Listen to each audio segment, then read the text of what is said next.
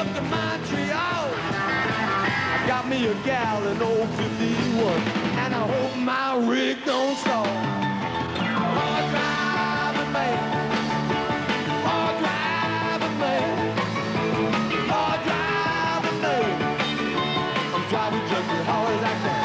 Driving, baby. It's fast, bumpy, and outrageously dusty. You'll be bounced around more times than you can ever imagine, and even rolled over a time or two before you're done. It's all part of off-road racing, a wild and exciting sport that pits man and machine against some of the toughest conditions Mother Nature has to offer. Hi, I'm Sandy Hymick Hall. If you've ever wondered what kind of person would want to subject themselves to all that, or what kind of vehicle could possibly withstand that kind of punishment, you're about to find out as we take a look at the sport, the people, and the vehicles of the off-road racer on this edition of Probe Portraits.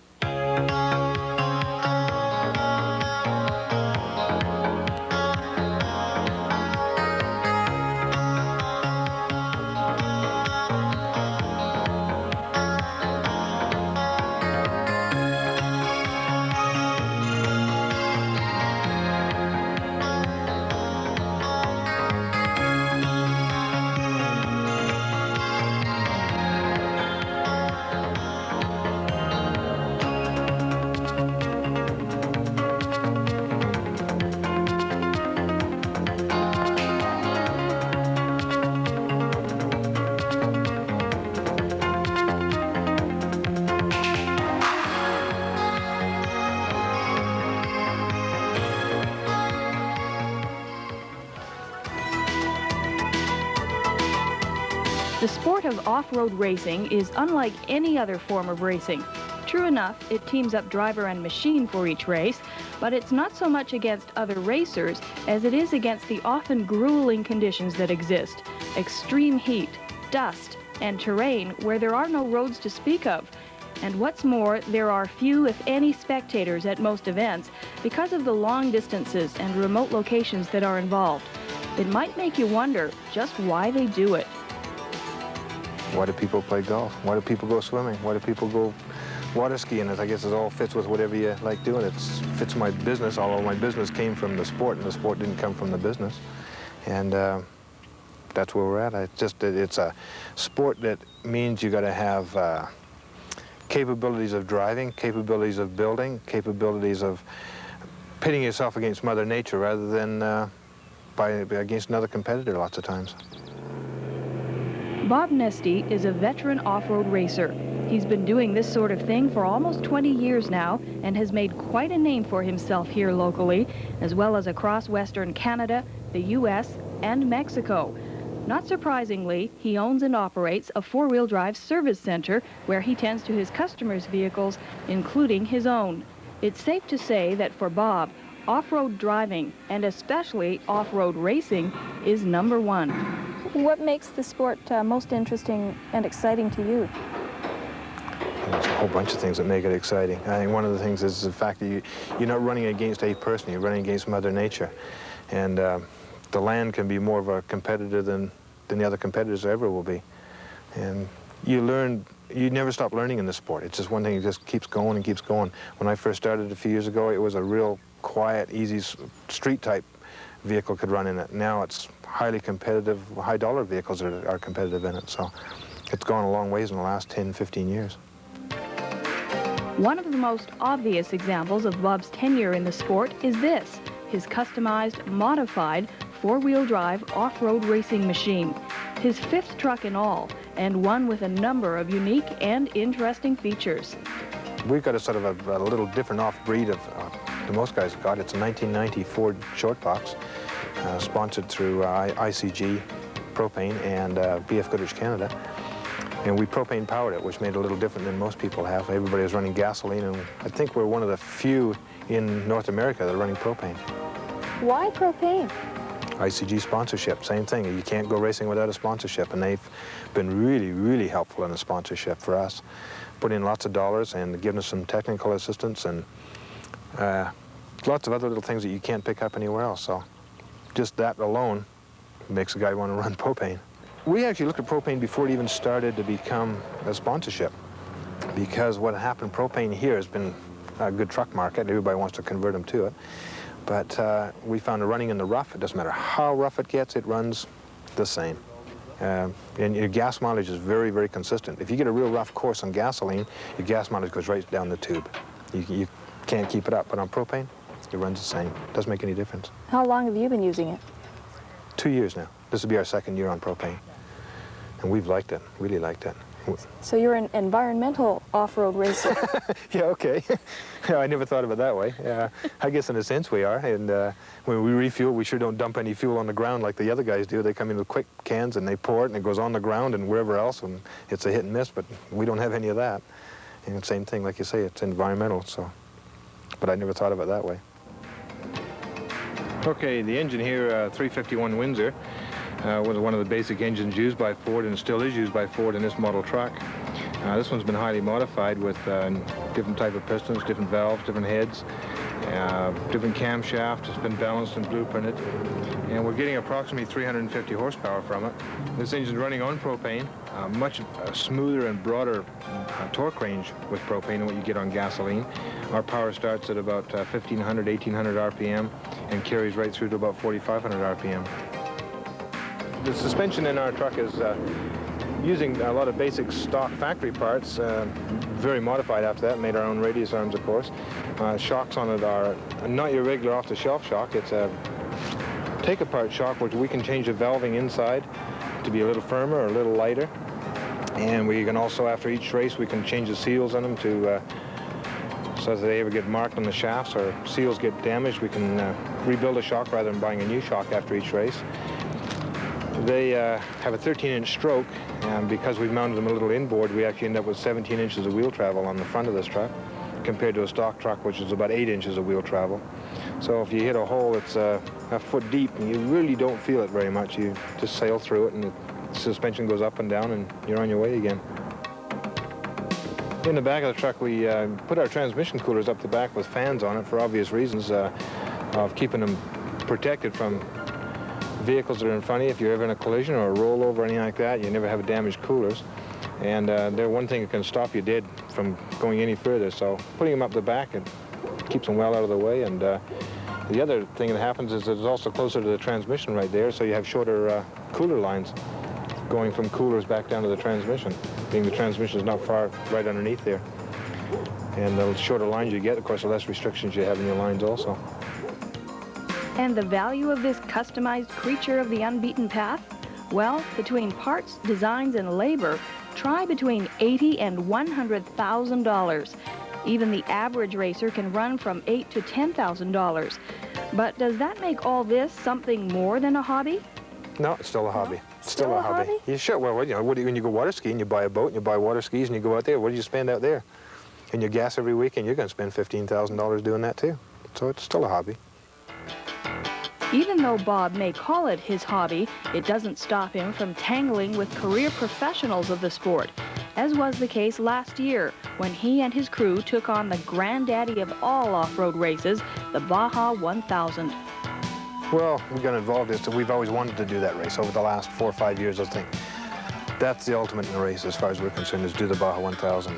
And so we put the team together, and we had enough people to go down, so.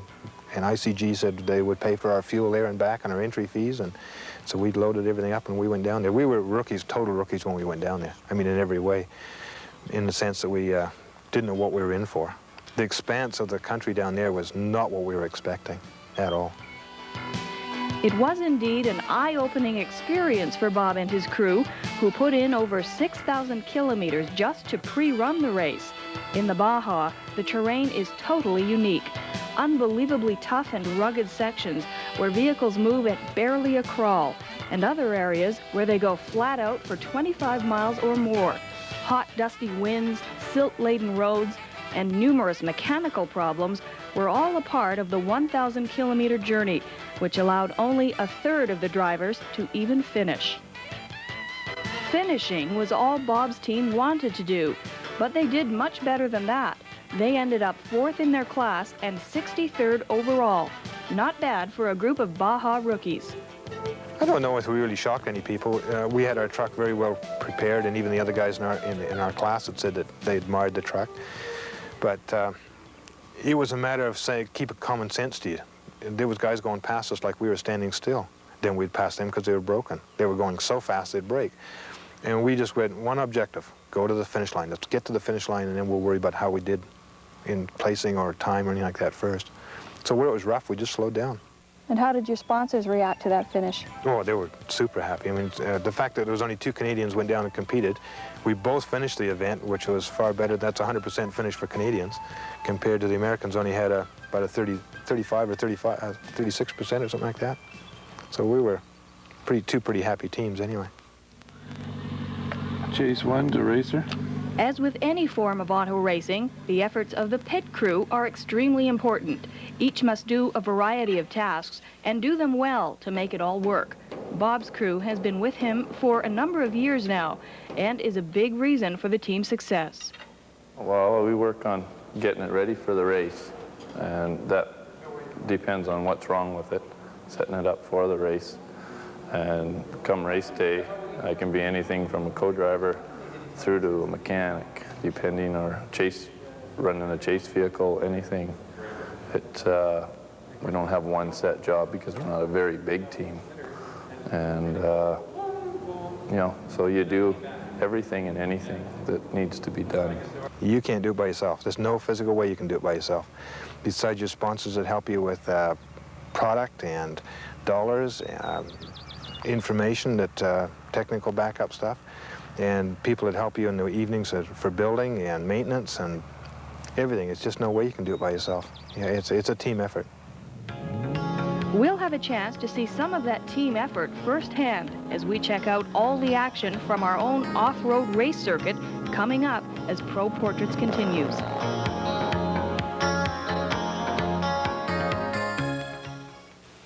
Dazzle your kids with the Dixie.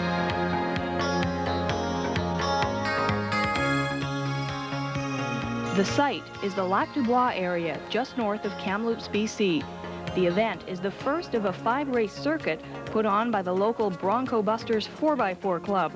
The club has been around for about 15 years now, and racing is something their 22 members definitely look forward to.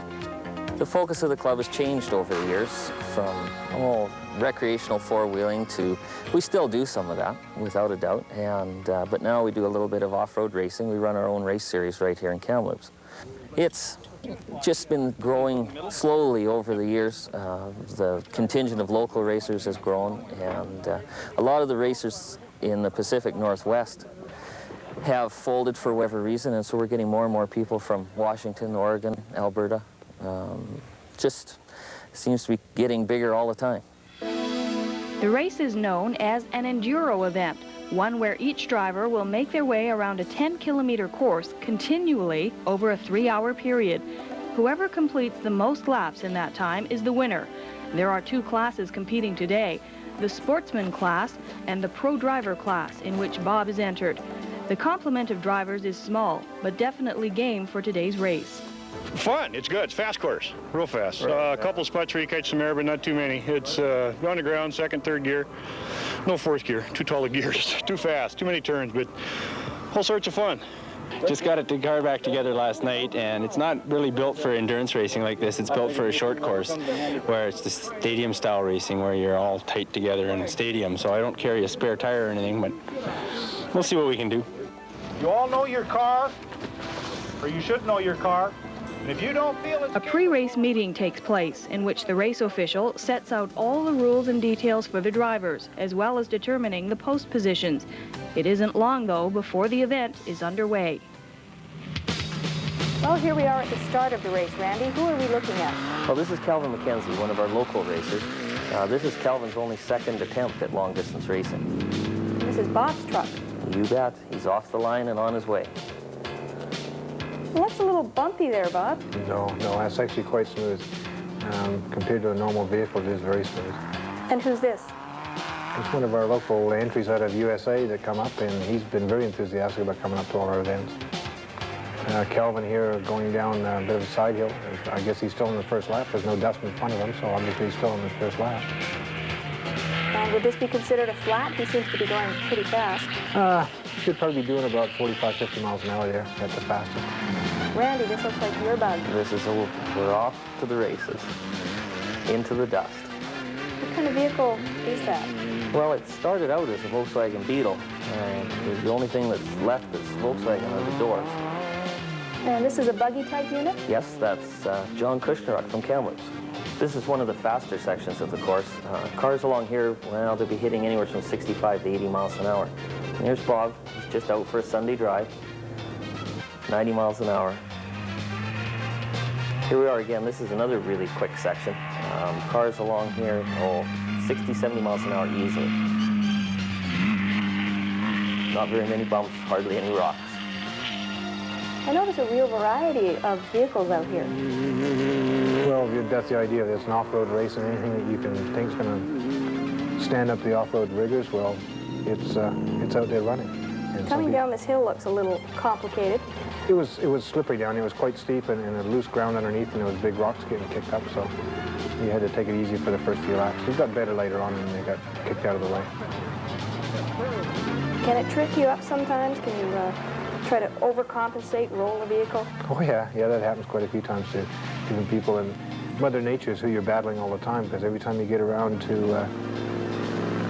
the next lap, something else has changed. Somebody's kicked a rock out, something has happened, there's a stalled vehicle over the crest of a hill, so you're always on the lookout for different changes. I notice the vehicles stop every time they finish a lap. Why? The start-finish girls have to record the numbers, and the only way they can really get a good view is if the vehicle comes to a complete stop and then goes again. And what if they can't see the numbers, say if you've been through mud? Well, then the person's lap isn't counted. It's the driver's responsibility to have his pit crew or whatever keep the numbers visible at all times when they come through the start-finish line. This is Honest John Kushneruk from Kamloops.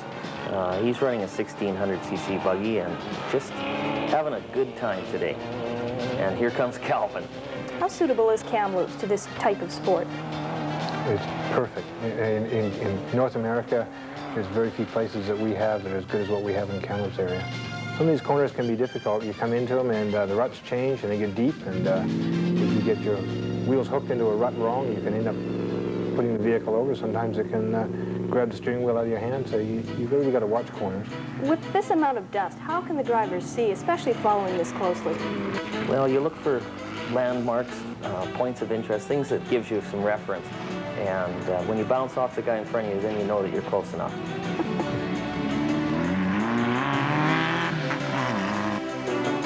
It really looks like these vehicles are built to maneuver. Yeah, they are.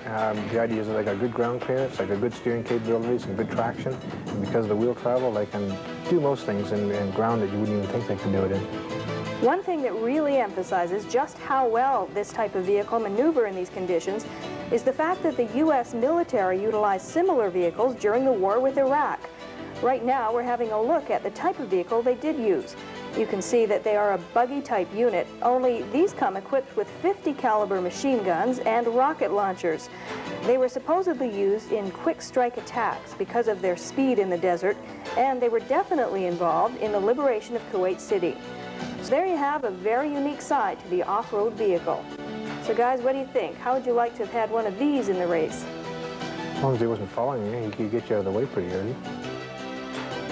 Here we are back on the course. Well, this is Calvin again, and he's still cooking. He doesn't know how to slow down. As the day progresses, you find the silt gets a little deeper, and the ruts get a little deeper, and things get a little tougher on the vehicles. And some of the courses does get better, and other parts get worse as we go along. Well, here you go, ready to take off again, Bob.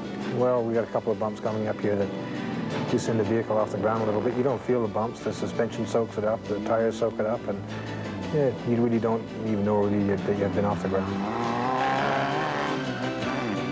How safe is this sport? Actually pretty safe. Very rarely that anybody ever gets injured, and as far as somebody getting killed, it's just about non-existent. There's a lot of races go all over Canada and the USA, and it happens so rarely compared to any other automotive sport. Randy, there you are again. Here we are, down the downhill. Most of the drivers hate these extremely steep downhills, and so on this course I put 2 of them in. And It's fairly technically demanding with all the rocks and the changing terrain. So you put in these challenges on purpose then to eliminate the wheat from the chaff. And what is this, Bob? Are you the chaff here? Or? Yeah, we're stuff here. We broke a paw off. It's we've had a failure of an axle there, and it happens in off-road racing. And strength of your product is how you finish. And sometimes you get parts that you don't even think are going to break, that break, and parts that you think they should have broken never break. But that axle's been through a lot of work already, and it finally had its dash, I guess, and decided it had enough. Here we are at the last lap. Yeah, that's the white flag. Lets everybody know they have 1 lap to go. On this particular race, this is going to be the fastest lap of the day because this is the timed lap, and if there's any ties, this is the lap that'll separate the ties. Now, would the fellow out in front who's kicking up the dust have the advantage there? Well, definitely. The person in front is in front, and the onus is on the person behind to try and get by. How do you do that? As best you can. Wherever there's a wide spot, a little bit less dusty, if he swings wide on a corner, you swing to the inside and get by. Can you bump him? Well, you try not to, but it does happen on occasion. We have fairly substantial bumpers front and rear, and in this heavy dust, sometimes there is some bumping going on. But not on purpose? Oh, definitely not. The times that it happens on purpose is usually when a car's been caught and he just decides he's going to stay there and block and not let the car get past. Then it's up to the person in front to sort of say, I want to go past, and then he will bump him. But you find most of the people that run this are pretty good sportsmen, and when somebody's caught, they move out of the way and let him go. When the dust finally settled, which seemed to be mostly on the faces of the drivers, it was the team from Marysville, Washington, who won the sportsman class. What was the best part? The checkered flag! Far and above. That last lap, we actually slowed down in the last lap and said that's the last time we have to go around that rock and that tree. Then we took off again. It was fun. Electrical wire fell off the distributor 3 times. We had to stop on the course. Only stops we made. 4 pounds of wire on that river. Oh, yeah. Picked up somebody's barbed wire fence, brought it back with us. That's a long day. I think I got first in pro. As a matter of fact, I'm sure I did. You didn't deserve it. On the back of the truck. You should go to BC. Yeah.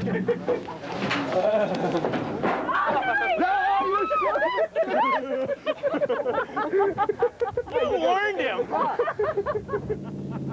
For Bob and his crew, it'll be back to the drawing board to design a new rear axle, one that will hopefully take them through the tough stuff without incident next time.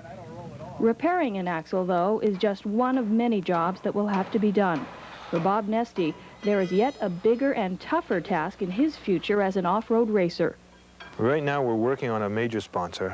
If we can come up with one major sponsor like Ford Motor Company or something like that, then we can get after more major races. But at the moment, just dollars and cents, we can't afford to go out and run more than 1 or 2 major races a year. Getting to and from the races costs as much as anything else. To go down and run the Baja is $4,000 just for fuel to get there and back for taking 3 vehicles down. So can't afford to do many of them in a year without sponsors' help. And with the dollars we got on the truck, we've got to find a big sponsor now to help us out through a year. We figure if you followed what they call the Score High Desert Series races, the major races in the States, all 8 of them, you need a budget of about $150,000 a year to go racing without the truck. That doesn't include the truck cost or anything like that, just to go to and from the races. So. For the rest of the off-road crews, they too will be preparing for that next race that will once again have them buzzing through the open country on a Sunday afternoon. It's a sport that anyone interested in racing can easily become a part of. We have very, very many ongoing programs. Just general club runs and whatever. Anybody's welcome to come out to the club. They don't have to be a member or anything like that. Anybody's welcome. And we'll take them along on our runs and actually take them along to the races. They could run corners. We'd take them for rides in the race cars if they wanted to get started or, have a look and just see what was involved in it. So we'd love to have anybody come out. There's certainly more than enough for anybody that wanted to do. So it's not like they'd be wasted if they wanted to come out. What I find really attracted me to off-road racing is the fact that everybody in the pits is your friend. Even the fellow that you may not have met him, he might come from California. But he would give you anything that you needed to keep you going, or a hand, or the use of some tools he might have, or whatever. It's something that I've never found in any other form of racing.